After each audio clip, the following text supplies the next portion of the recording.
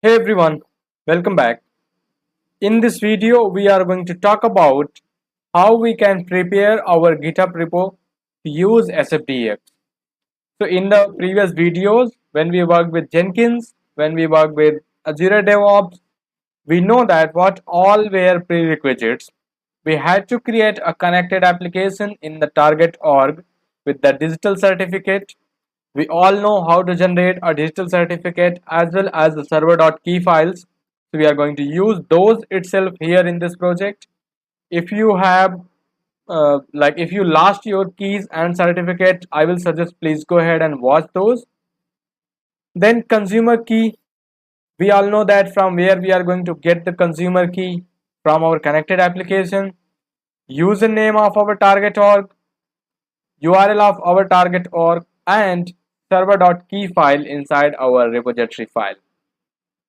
So these are the prerequisites for having inside our GitHub repositories. We don't need to create any variable inside environment of our Windows machine or our Mac or Linux machine. We will be creating these variables as a part of secrets inside our GitHub repo. So let's quickly see how we can do that. So once you are here inside your repository, what you need to do is just go ahead and click on settings. And once you have clicked on settings, you just need to scroll down and find secrets.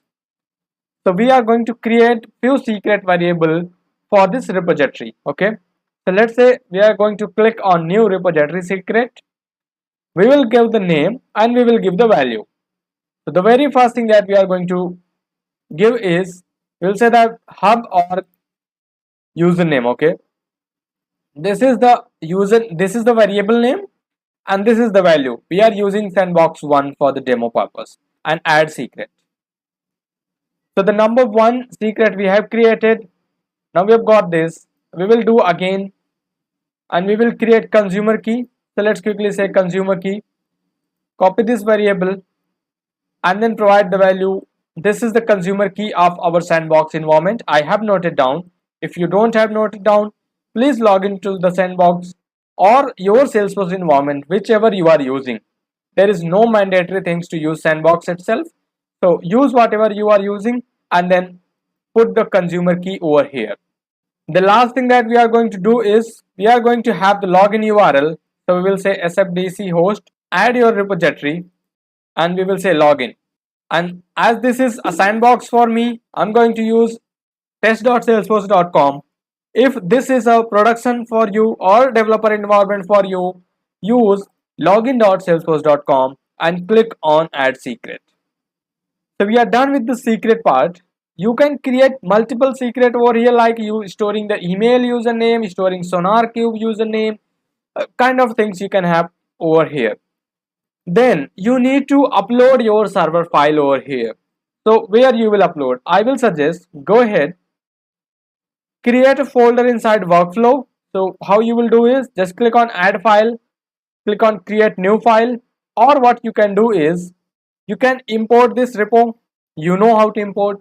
Create a folder in your local system, add your server.key file and then upload it to the master branch or the branch, whatever the branch you wanted to have. I will use this way. I will say I wanted to have something called a folder called JWT. Then under that I wanted to have a file. So first file I will create readme.md.